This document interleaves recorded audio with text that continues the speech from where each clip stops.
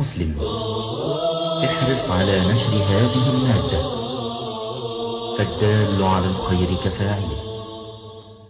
يا أيها الذين آمنوا إن تنصروا الله ينصركم ويثبت أقدامكم.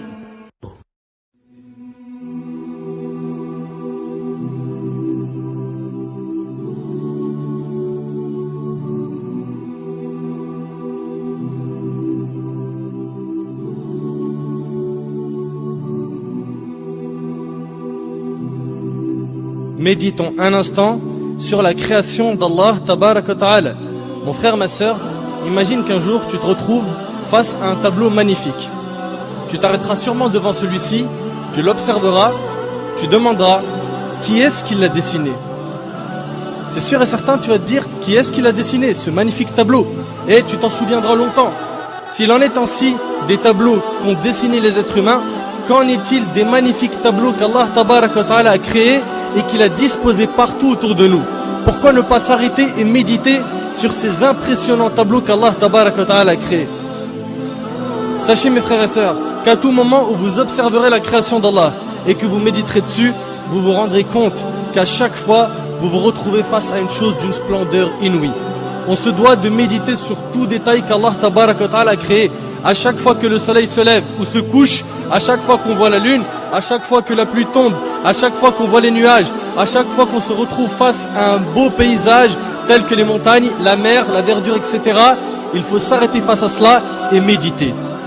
Et méditer. Regardons chaque détail du corps humain. Nos mains, nos poils, nos yeux, etc. Et méditons. Chaque plante, chaque oiseau, chaque papillon, chaque feuille d'arbre. Méditons.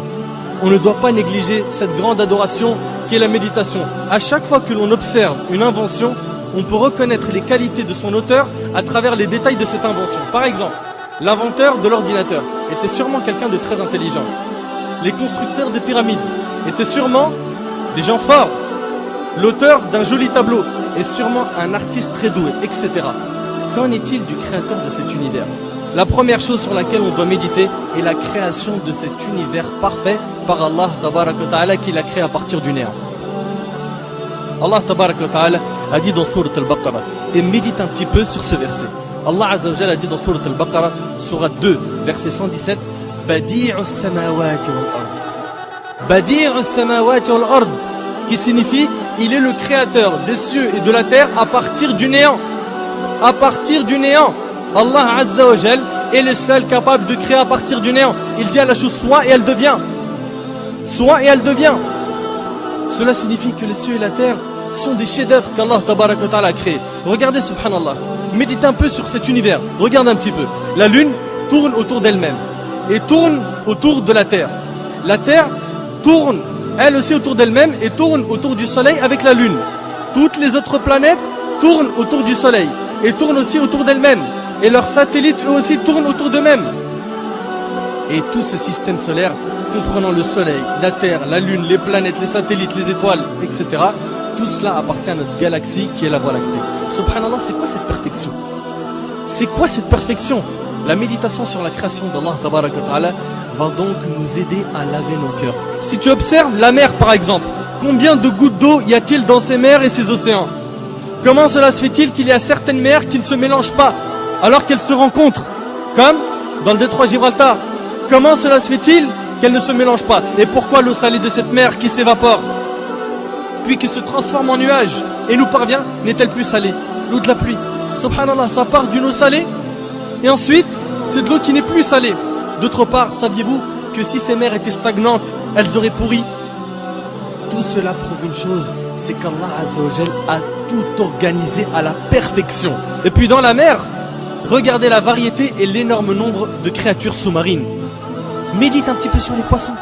Regarde, subhanallah, leur couleur. Regarde un petit peu comment ils sont, leur taille, leurs yeux, leur mode de vie. Regarde tous ces poissons, subhanallah, ils sont tous nourris. Tous ils mangent à leur faim. Médite, médite, médite sur les montagnes, le soleil, les animaux. L'essentiel est de méditer sur la création d'Allah Tabarak wa Ta'ala. Abu Sulaiman, rahimahullah, a dit: habituez vos yeux aux larmes et vos cœurs à la méditation. Habituez vos yeux aux larmes et vos cœurs à la méditation. Mes frères et sœurs, je sais que cette adoration était ignorée par un grand nombre parmi nous. Faisons-la revivre afin d'améliorer notre relation avec Allah tabaraka wa ta'ala. Et je termine en demandant à Allah Azza wa Jal de faire de nous des pieux qui réfléchissent et qui méditent sur la création d'Allah Azza wa Jal. هذا ما أعلم والله عز وجل أعلى وأعلم. سبحانك اللهم وبحمدك أشهد أن لا إله إلا أنت أستغفرك وأتوب إليك وبارك الله فيكم وجزاكم الله خير والسلام عليكم ورحمة الله وبركاته.